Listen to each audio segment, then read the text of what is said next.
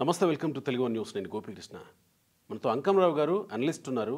అంకమరావు గారు నమస్కారం సార్. నమస్తే గోపి గారు. అంకమరావు గారు చాలా కీలకమైనటువంటి విషన్న వదనాలతో వదలలేక రాజకీయ భవిష్యత్తుని వదులుకొని గళ్ళ జయదేవ్ ఈరోజు గుంటూరులో ఒక సభ ఏర్పాటు చేసి అందరికీ విందు ఏర్పాటు చేసి ఆయన వదలలేక ఇది అండర్లైన్ చేసుకోవాల్సినటువంటిది. ఒక రకంగా ఆయన కళ్ళల్లో నీళ్ళు తిరిగినట్టే అనిపించింది నాకు. ఎందుకు ఇలాంటి పరిస్థితి ఆ ఫ్యామిలీకి వచ్చింది? ఎందుకు రాజకీయాల నుంచి వెళ్లాల్సి వచ్చింది? అంతకంటే ముందు నేను ప్రత్యేకంగా ఈ అంశం మీద మీతో మాట్లాడడానికి కారణం ఏంటో కూడా ప్రేక్షకులకు చెప్తాను. మీరు యాజ్ ఎ సినిమా ప్రొడ్యూసర్గా ఉన్నప్పుడు గళ్ళ ఫ్యామిలీతో, తర్వాత కృష్ణ గారి ఫ్యామిలీతో మీకున్నటువంటి అనుబంధం అందరికీ తెలుసు, దాదాపుగా అందరికీ తెలుసు. సో మీరైతే ఈ విషయాన్ని కాస్త కుటుంబంలో ఏం చర్చ జరిగింది, ఎక్కడి నుంచి ఏం చర్చ జరిగింది, ఎందుకు ఇంత పెద్ద నిర్ణయం తీసుకోవాల్సి వచ్చింది వారు అనే విషయాలు చెప్పగలరని మిమ్మల్ని ఆహ్వానించాను. ఏం జరిగింది అసలు? నమస్తే అండి. ముందుగా మన తెలుగు వన్ వీక్షకులందరికీ కూడా నా వందనాలు. గల్లా జయదేవ్ గారి తాతయ్య గారు, ముందుగా ఆయన గురించి ప్రస్తావించుకోవాలి సార్.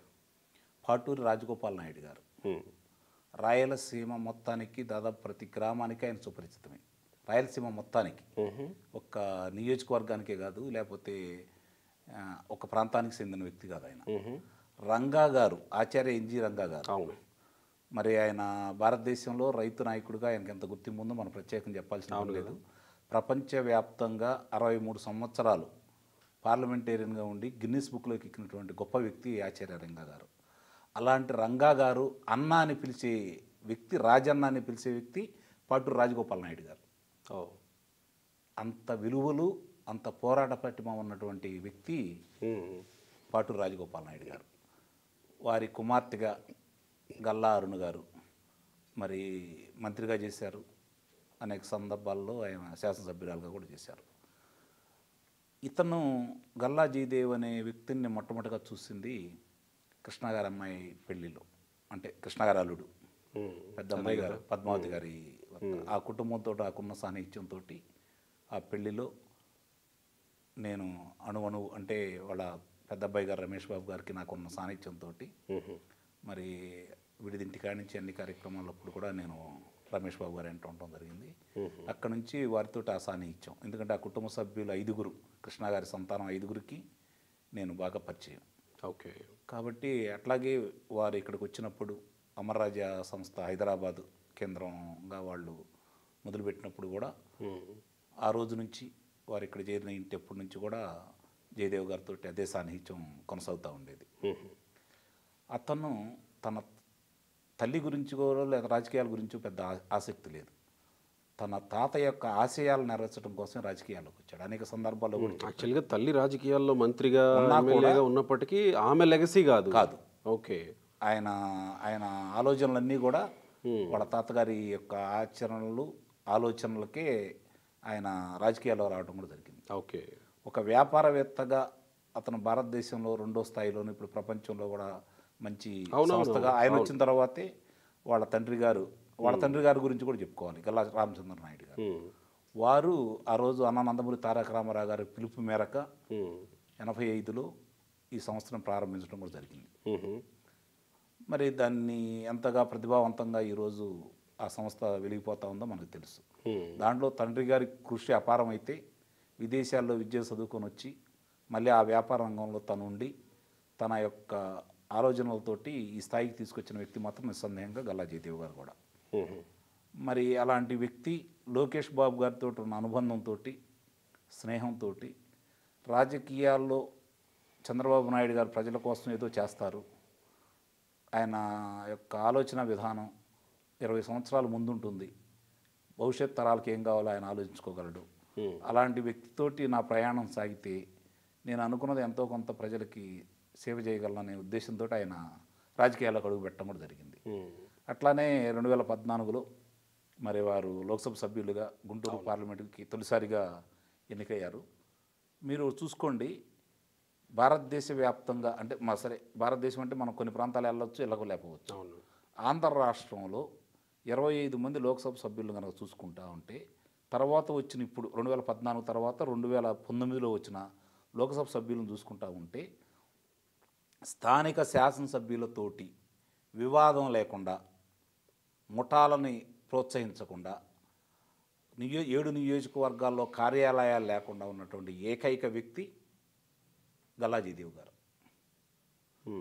అంతటి వ్యాపారవేత్త అయ్యుండి ఇంత అవినీతి మరకంటని ఎప్పుడు అంటే చాలామంది రాజకీయాలు ఏ విధంగా ఊహిస్తారంటే లోక్సభ సభ్యుడిని కూడా ఒక గ్రామ స్థాయి వార్డు మెంబర్ కింద పరిగణించే పరిస్థితి ఈరోజు రాజకీయాలు తయారైనవి. వాళ్ళు శాసనకర్తలు, శాసనాలకు సంబంధించింది రాష్ట్రాల్లో దేశ ప్రయోజనాల గురించి మాట్లాడి దాని గురించి ప్రజలకు తెలియజేయడం కోసం ప్రజాభిప్రాయాలు భారతదేశానికి దేవాలయం అయినటువంటి లోక్సభలో వాణి వినిపించే వ్యక్తులు లోక్సభ సభ్యులు. ఎగ్జాక్ట్లీ. మరి అలాంటి వ్యక్తి ఇసుమంతైన అతన్ని విమర్శించడానికి కానీ అవినీతి మరక అంటున్నటువంటి వ్యక్తి అయ్యుండి నెక్స్ట్ పోటీ చేస్తే ఈవెన్ ఇండిపెండెంట్గా పోటీ చేసినా ఎక్కడైనా గెలిచేటువంటి వ్యక్తి అయ్యి ఉండాలి. అలాంటి వ్యక్తి రాజకీయాల నుంచి తప్పుకోవటం ఏంటి? అది కదా ఆశ్చర్యం. అంటే అతను ఒకటే నిర్ణయించుకున్నాడు అండి, తెలుగుదేశం పార్టీ తరఫున నేను లోక్సభ సభ్యుడిని అయ్యాను. అవును. అట్లాగే 7 శాసనసభ్యులు వాళ్ళు స్థానికంగా ప్రాతినిధ్యం వహించేవాళ్ళు. వాళ్ళకి నా నుంచి వచ్చే నిధులు కావచ్చు, నా దగ్గర నుంచి వచ్చే సహాయం మాత్రమే అందజేస్తాను, ప్రత్యక్షంగా ప్రజలతో వాళ్ళకే సంబంధం అని చెప్పని ఎక్కువ మంది ప్రజలతో సంబంధం పెట్టుకోలేకపోయాడు ఆయన. ఆయన సిద్ధాంతం వాస్తవమే, అందుట్లో ఎలాంటి సందేహం కూడా లేదు. కానీ నేటి రాజకీయ పరిస్థితులకి అవి జీర్ణించుకోవడానికి ప్రజలకు కొంచెం ఇబ్బందికరం. ఎందుకంటే ఏంటంటే ప్రతి వాళ్ళు మాతోటి లోక్సభ సభ్యుడు మాకు మాట్లాడాలా, మాకు అందుబాటులో ఉండాలని భావిస్తూ ఉంటారు. ఆయన ఏమనుకున్నా అంటే నేను వీళ్ళ దగ్గర అయితే ఎమ్మెల్యేల ప్రాధాన్యత తగ్గుతుంది, దానివల్ల ఇబ్బందులు జరుగుతూ ఉంటాయి. ఎందుకంటే ఆయన మొట్టమొదట కొన్ని సందర్భాల్లో పలానా గ్రామాలకు నేను వెళ్ళి పరామర్శించాలనుకున్నప్పుడు ఈ శాసనసభ్యులు కొంతమంది లేదు మేము రాకుండా మీరు రావటం ఏంటి, నాకు కుదరదు అని చెప్పిన సందర్భాలు నేను ప్రత్యక్షంగా కూడా ఉన్నాను దాంట్లో. దాంతో ఆయన అనుకున్నాడు మనకెందుకులే ఇవన్నీ, మనం చేయాల్సింది లోక్సభలో చేద్దాము, ఏదన్నా ఎన్నికలప్పుడు మనం మాట్లాడుకుందాము, ఏదైనా అవసరాలకు వెళ్ళి వాళ్ళతో మాట్లాడుకుందాము. ముఖ్యమైన అవసరాలకు ఆ రోజు ఏదో వదిలిపెట్టలేదు కదా అతను. కరెక్ట్. అలాగే ముందుగా అమరావతి రైతుల ఉద్యమానికి ఆయన చేసినది మామూలు విషయం కాదు. మీరు ఒకసారి చూడండి, ఈ రోజు కూడా మీ దగ్గర ఉంటాయి, నిక్షిప్తమై ఉంటాయి నిస్సందేహంగా. మరి ఆ రోజు ఆయన చేసిన పోరాటం అనేది మామూలు విషయం కూడా కాదు. చొక్కాలు కూడా చిరిగిపోయినట్టున్నాయి కదా అసెంబ్లీ ముట్టడి కార్యక్రమంలో. అంటే అతను పోరాట యోధుడు. ఒక రకంగా చెప్పుకోవాలంటే అతను పార్టీ వదిలిపెట్టి వెళ్ళటం అనేది పార్టీకి ఎంత నష్టమో, తెలుగుదేశం పార్టీ అలాంటి వ్యక్తిని వదులుకోవడం అనేది నిస్సందేహంగా పార్టీకి నష్టమే, అందుట్లో ఎలాంటి సందేహం కూడా లేదు. అలాంటి వ్యక్తిని ప్రజలకు ఒక ఆయుధంగా తయారు చేయడంలో మాత్రం తెలుగుదేశం పార్టీ అధినాయకత్వం విఫలమైందని చెప్పి మాత్రం నేను ఘంటాపథంగా చెప్పగలండి. ఎందుకంటే అంత పోరాట యోధుడు అతను, అందుట్లో ఎలాంటి సందేహం కూడా లేదు. మరి ఆయనకున్న ఇబ్బందుల్ని అవగాహన చేసుకోలేకపోయారా, ఇబ్బందులు ఆయన చెప్పలేకపోయాడా అంటే ఇందుట్లో ఒకళ్ళ లోపం నుంచి ఇవ్వట్లేదు, కానీ వదులుకోవడం మాత్రం నిస్సందేహంగా. అంటే వదులుకోవడం అంటే ఆయన వేరే పార్టీలోకి వెళితే వదులుకున్నట్టు అవుతుంది కాదండి. అలాంటి వ్యక్తిని రాజకీయాలు వదిలిపెట్టి పోయేలాంటి పరిస్థితులు వస్తే అండగా నిలబడలేకపోవడం అవుతుందేమో కదా. అదేనండి, దానివల్ల భరోసా కల్పించలేదు అనేది నేను భావిస్తున్నాను. ఓకే, నిస్సందేహంగా అందుట్లో సందేహం లేదు. అంటే ఈరోజు ఆయన మాట్లాడుతూ నా ఫోన్ కూడా ట్యాప్ అవుతుంది, కొన్ని విచారణలు కూడా నా మీద జరిగాయి అని మాట్లాడుతున్నారంటే అంటే టార్గెట్ అయ్యారా? టార్గెట్ అయ్యారండి. ఎందుకంటే ఆర్థికంగా బలవంతుడు, మేలు చేసే వ్యక్తి, ప్రజల వాణిని, అమరావతి రైతుల వాణిని, మరి తెలుగుదేశం పార్టీ వాణిని బలంగా వినిపిస్తున్నాడు కేంద్రంలో. కాబట్టి అందరూ కలిసి అతన్నే దృష్టి పెట్టారు. కేంద్ర ప్రభుత్వం దృష్టి పెట్టింది, రాష్ట్ర ప్రభుత్వం దృష్టి పెట్టింది. ఇప్పుడు ఆయన ఆ యొక్క సంస్థను విస్తరించే కార్యక్రమంలో భాగంగా ఎన్ని అవాంతరాలు కలగజేశారు. చివరికి కాలుష్యానికి ఇబ్బంది అవుతుందని చెప్పి కూడా వాళ్ళు ఇబ్బందులు పెట్టడం కూడా జరిగింది కదా. మరి ఈ పరిస్థితుల్లో ఆయన ఎక్కడికి వచ్చాడు? మళ్ళీ తెలుగు ప్రజల దగ్గరికే వచ్చాడు, వేరే రాష్ట్రాలకు వెళ్ళలేదు కదా. ఆయనకి ఎర్ర తివాచి పరిచారు కర్ణాటక ప్రభుత్వం కావచ్చు, తమిళనాడు ప్రభుత్వం కావచ్చు. కానీ తెలుగు ప్రజలతో ఉన్నటువంటి అనుబంధం, తెలుగు ప్రజల మీద ఉన్నటువంటి మమకారంతో తీసుకొచ్చి మళ్ళీ తెలంగాణలో మాత్రం పెట్టడం జరిగింది. సహజంగా చాలామంది వ్యక్తులు కూడా కేంద్రానికి అమ్ముడుపోయారు, కేంద్రానికి అనుకూలంగా వెళ్ళిపోయారు. లోక్సభ సభ్యులుగా చేసిన వాళ్ళు కావచ్చు, శాసనసభ్యులుగా ఉండేవాళ్ళు కూడా కావచ్చు. కానీ ఏ రోజు కూడా తనకి రైల్వేకి సంబంధించినటువంటి ఆ రోజు ఒప్పందాన్ని కేంద్రం రద్దు చేసుకున్నా కూడా ఎంత నష్టపోయి ఉంటారు దాంట్లో? రమారమి నాకు తెలిసినంత వరకు 4,000 కోట్ల రూపాయలు నష్టపోయారండి. ఇది మామూలు విషయం కాదు కదా. 4,000 కోట్లు అంటే మామూలు విషయం కాదు కదా. మరి ఇలా ఉన్నటువంటి వ్యక్తిని అసలు అతను మానుకుంటాడు అంటేనే అధినాయకత్వం కొంచెం ముందుగానే మేల్కొలాలి. ఎందుకు ఏంటి నిజంగా ఆయనకి ఏదైనా ఇబ్బందులు ఉంటే అది వేరే విషయం. దాంట్లో మరి ఎక్కడ ఏం లోపం జరిగిందో నాకైతే అందుపట్టలేదు. కానీ అలాంటి వ్యక్తి గత 2 సంవత్సరాల నుంచి ఒక నిర్ణయానికి వచ్చి దూరంగా మాత్రం ఉన్నమాట మాత్రం వాస్తవమే.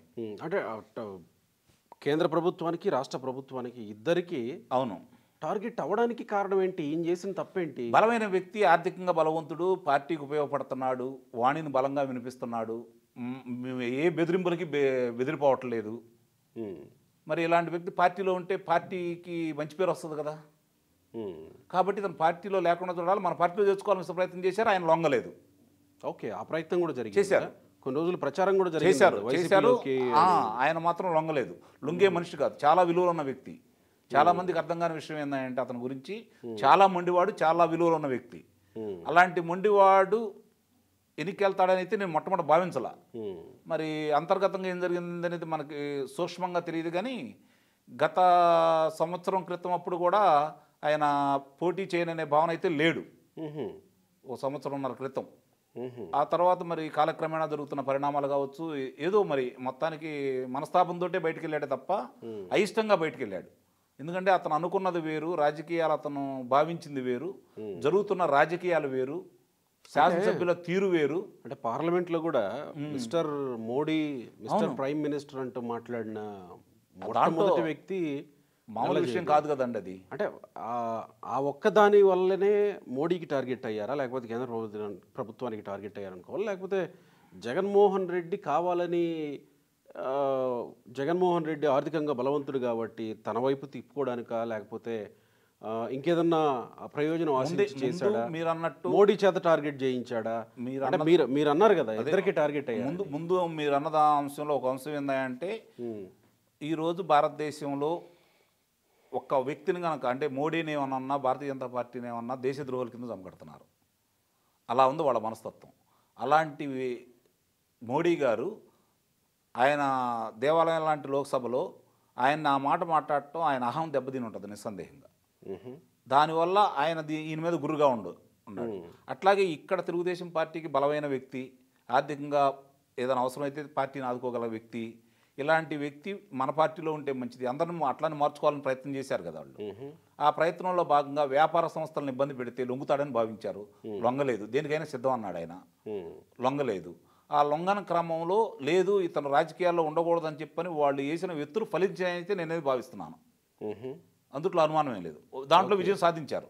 అలాంటి వ్యక్తి పార్టీకి దూరంగాను అసలు రాజకీయాలకు దూరంగా ఉండటం అంటే, ఒక మంచి వ్యక్తి రాజకీయాలు వదిలేయటం అంటే సమాజానికి హాని అండి, పార్టీకి.